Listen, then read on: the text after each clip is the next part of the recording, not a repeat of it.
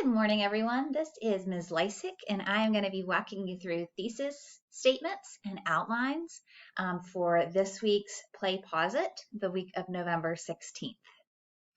We'll be covering SOLs 8.7C and D.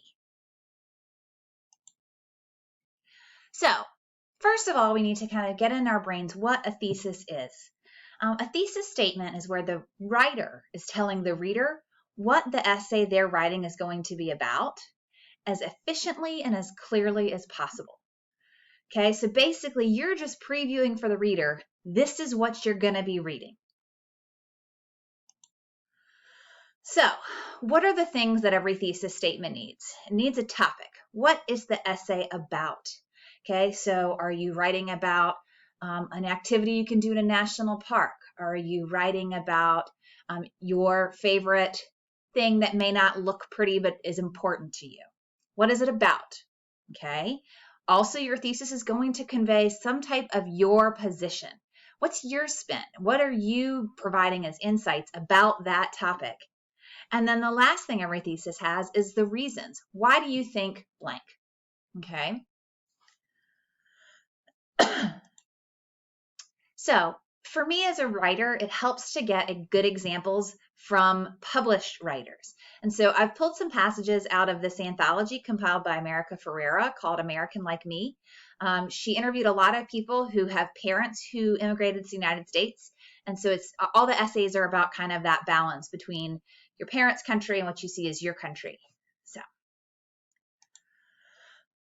one of the essays is by Michelle Kwan.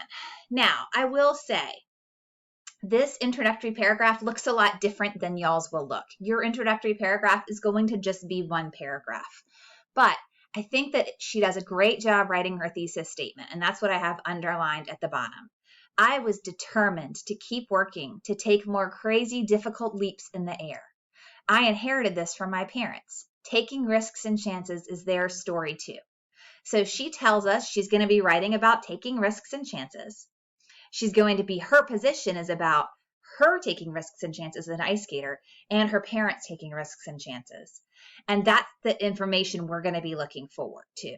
Okay. How does she communicate those two things? Okay.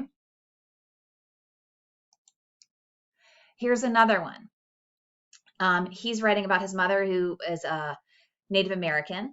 And he says, foreign invaders took everything she would have used through countless acts of physical, spiritual, and emotional violence. Still, she found a way to turn everything she made into gold, including me. Okay, so once again, we're seeing he's writing about going through difficult times. And he is going to, his twist, his spin on it is, she took all this bad stuff and made something beautiful, and I am one of those things where circumstances weren't ideal and she made something beautiful. Okay.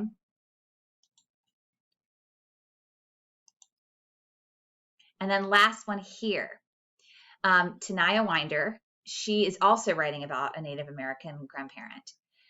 And her introduction, I think, is such a great example too of a beautiful introduction.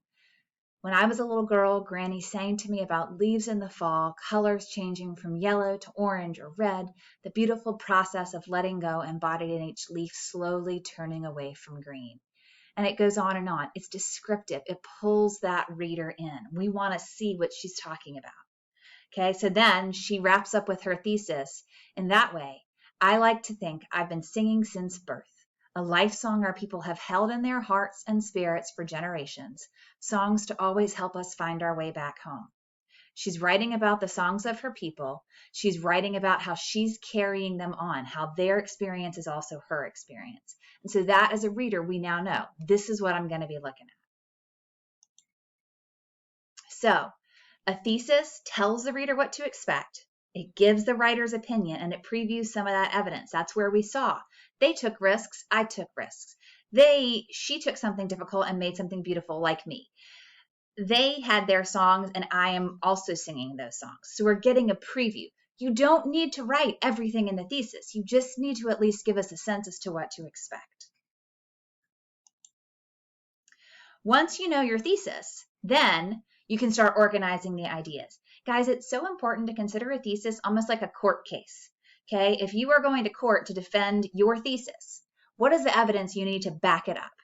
Okay, this is when you're really starting to flesh out that essay. So if you're Michelle Kwan writing about taking risks, you're going to need to give me some examples of risks you took in ice skating and risks your parents took as they emigrated. If you're writing about the difficult times your grandmother went through and how she made beautiful things, I need to see evidence of those difficult times and the beauty she drew. If you're writing about the songs of your ancestors carrying on, I need to see evidence of these are their songs and this is how I'm carrying it on. Okay, so you're wanting to think, what are the examples I can do to support that? Once you know your thesis, you can start constructing that outline where you're really fleshing out your essay. So your ideas may initially look like this. Guys, I think a lot of times kids feel like all of their ideas need to be nicely and neatly organized.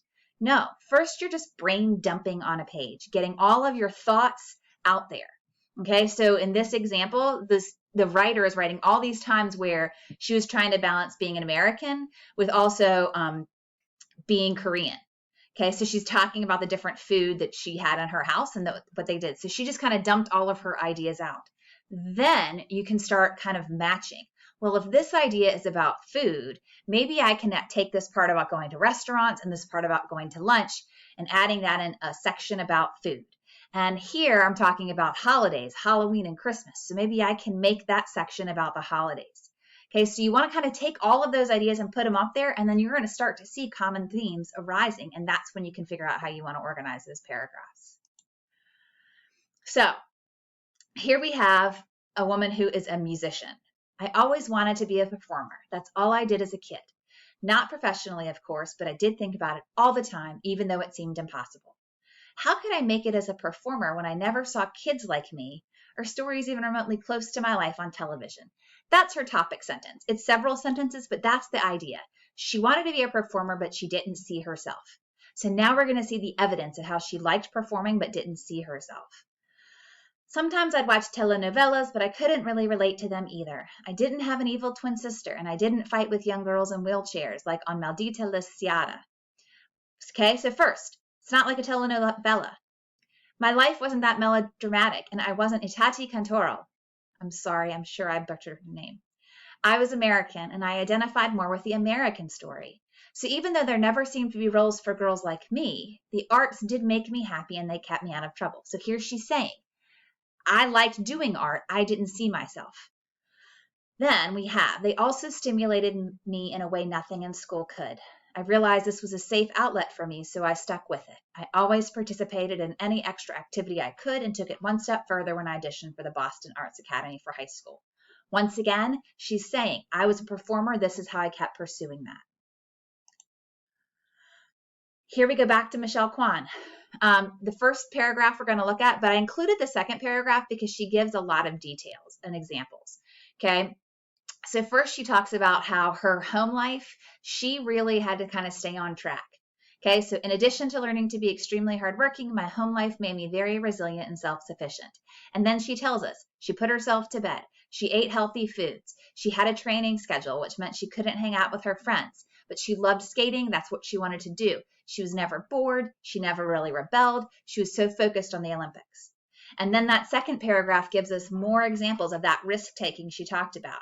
She, in order to get to the Olympics, had to place in a certain area. And so she tested and got there, even though her coach wasn't ready for her to.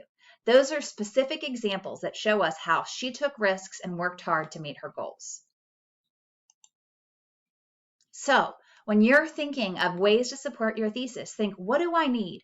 What kind of examples or specific details can I attach to each of these key points? How can I strengthen that argument? So I'm going to leave you now to go on ahead and do that. Look at your ideas. I know you've been brainstorming and thinking. Come up with that thesis statement.